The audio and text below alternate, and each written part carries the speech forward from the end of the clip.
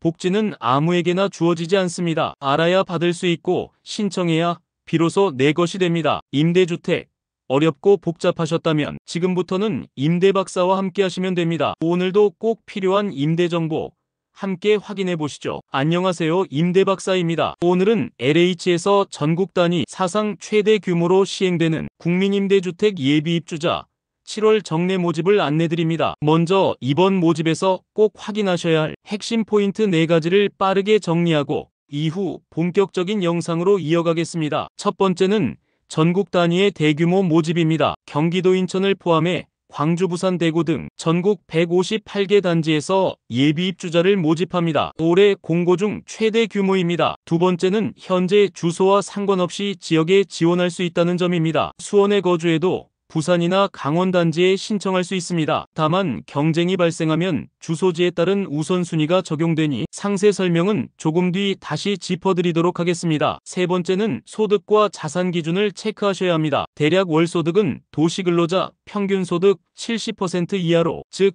3인 가구 기준 약 533만원 이하이시면 요건 충족이 되고 총자산 3억 3,700만원 이하가 기준입니다. 세부 금액에 대한 사항은 조금 뒤 쉽게 설명드리겠습니다. 마지막 4번째는 청약 통장과 거주 기간을 지금부터라도 준비하셔야 한다는 점입니다. 통장 납입 횟수와 주소지 거주 기간은 청약 당첨 당락을 좌우하는 핵심 요소 중 하나입니다. 이번 모집은 물론 앞으로 있을 청약을 위해서라도 지금부터 전략적으로 대비해 두시는 게 좋습니다. 이 4가지만 머릿속에 넣어두셔도 이번 정례 모집의 큰 그림을 빠르게 이해하실 수 있습니다. 이제부터는 모집 일정, 우선순위 체계, 가점 계산, 지역별 단지 현황을 하나씩 차근히 정리해드리겠습니다. 먼저 가장 궁금해하실 7월 세부 일정을 안내드리겠습니다. 이번 정례 모집은 크게 2차례에 걸쳐 진행될 예정입니다. 우선 7월 7일 월요일에는 수도권 지역에서 모집 공고가 나올 예정인데요. 경기 남북부와 인천을 포함하여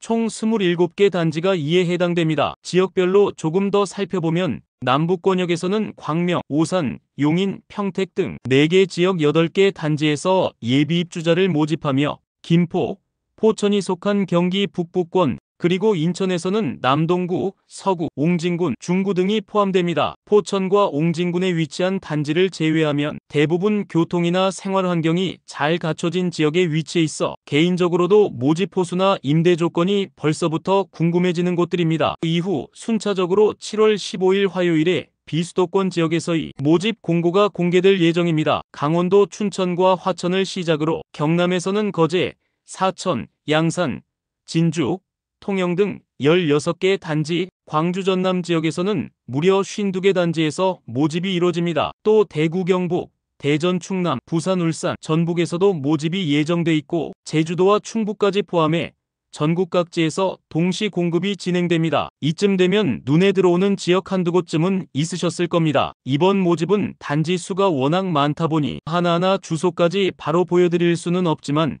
단지명만 검색해 보셔도 지도에서 입지 확인이 가능합니다. 지금 단계에서는 큰 틀에서 관심 있는 지역이 어디인지, 어떤 단지에서 모집되는지 정도로만 가볍게 훑어보셔도 충분합니다. 정확한 단지 정보는 공고가 나오는 대로 임대박사 채널에서 빠르게 정리해 영상으로 안내드릴 예정입니다. 각 단지별 임대료, 모집세 대수, 입지 분석까지 필요한 정보는 모두 정리해 드릴 테니 구독과 알림 설정만 해두시면 이어지는 영상도 놓치지 않으실 수 있습니다. 이제 중요한 건 과연 내가 이번 정례 모집에 신청할 수 있느냐는 겁니다. 신청 자격, 소득 기준, 자산 요건까지 지금부터 하나씩 빠르게 정리해 드릴 테니 본인 상황과 비교하면서 함께 확인해 보시죠. 기본적인 신청 자격은 크게 3가지입니다. 첫째, 무주택 세대 구성원일 것. 둘째, 소득 기준을 충족할 것. 셋째, 자산 기준을 만족할 것. 먼저 무주택 여부부터 살펴보겠습니다. 무주택 세대 구성원이란 신청자 본인을 포함하여 세대 전원이 주택이나 분양권을 소유하고 있지 않아야 한다는 의미입니다. 여기서 말하는 세대에는 신청자의 배우자도 반드시 포함됩니다. 세대 분리로 주소지가 달라도 배우자가 집을 소유하고 있다면 무주택 요건을 충족하지 못합니다. 하지만 본인과 배우자의 부모님이나 자녀 등 주민등록상 함께 거주 중인 가족이 있다면 그 가족들까지도 모두 무주택 상태여야 합니다. 이 부분에서 은근히 실수가 자주 생기는 조건이기 때문에 신청 전에는 반드시 가족 전체의 주택 보유 여부를 꼼꼼히 확인해 보시고 필요하다면 모집 공고일 전까지 세대 분리를 통해 자격 요건을 미리 갖춰두시는 게 필요해 보입니다. 자, 이제 두 번째 기준인 소득 요건을 살펴보겠습니다. 기본적으로 소득 기준은 가구 원수에 따라 기준이 상이한데요. 도시근로자, 월평균 소득을 기준으로 1인 가구는 90%, 2인 가구는 80%이며 3인 가구 이상인 경우는 70% 이하여야 합니다. 여기서 중요한 건 모든 소득은 세전 기준이라는 점입니다. 또한 신청자 본인뿐 아니라 같은 세대 구성원 전원의 소득을 모두 합산해서 판단하므로 자격 판단 전에 꼭 가족 전체의 소득 현황을 확인하셔야 합니다. 이어서 자산 기준도 함께 보겠습니다. 총 자산은 3억 3,700만 원 이하, 자동차 가액은 3,800만 원 이하여야 합니다. 정리하자면 무주택 여부, 소득 기준, 자산 기준, 이 세 가지를 모두 충족해야 신청이 가능합니다. 다만 자격이 된다고 해서 모두 다 입주할 수 있는 건 아닙니다. 국민임대주택은 대부분 단지에서 모집 세대보다 신청자가 훨씬 많습니다. 그래서 단순히 자격만 갖췄다고 안심해서는 안 됩니다. 그렇다면 여기서 가장 중요한 질문, 당첨자는 과연 어떤 방식으로 선정될까요? 당첨자는 딱 세 단계로 진행됩니다. 순위, 가점합산, 추첨 순위죠. 이제 하나씩 살펴보겠습니다. 첫 번째 관문은 순위입니다. 여기서 중요한 기준이 바로 전용 면적 50제곱미터입니다. 왜냐하면 이 기준에 따라 순위를 나누는 방식이 달라지기 때문이죠. 52 미만 주택은 어디에 살고 있느냐가 1순위를 결정합니다. 모집 단지가 있는 시군구에 거주 중이면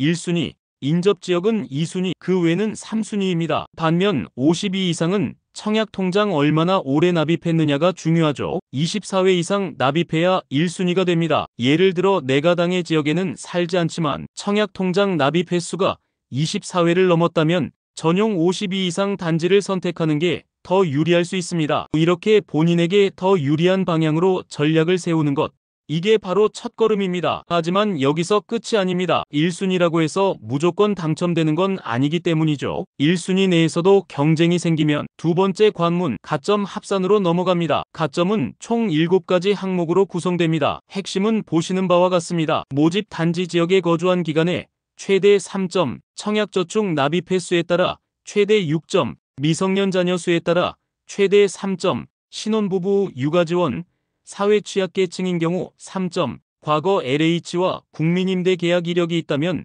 감점이 적용됩니다. 이 점수를 모두 합산해 총점이 높은 순서대로 입주자를 선정하게 됩니다. 그렇다면 지금 시점에서 가점을 조금이라도 올릴 방법이 있을까요? 가장 현실적인 방법은 통장 납입 횟수를 한 번이라도 더 채우는 겁니다. 청약 통장은 한 번 납입할 때마다 1점씩 올라가는 구간이 분명히 존재합니다. 그래서 지금부터라도 바로 준비하는 게 무엇보다 중요합니다. 그런데 만약 가점을 합산했더니 동점자가 나왔다면 최종적으로는 추첨을 통해 당첨자를 선정합니다. 정리하면 이렇습니다. 순위로 줄 세우고 점수로 비교하고 추첨으로 마무리. 이 과정을 정확히 이해하고 지금부터 순위와 가점을 하나씩 점검해 보는 것.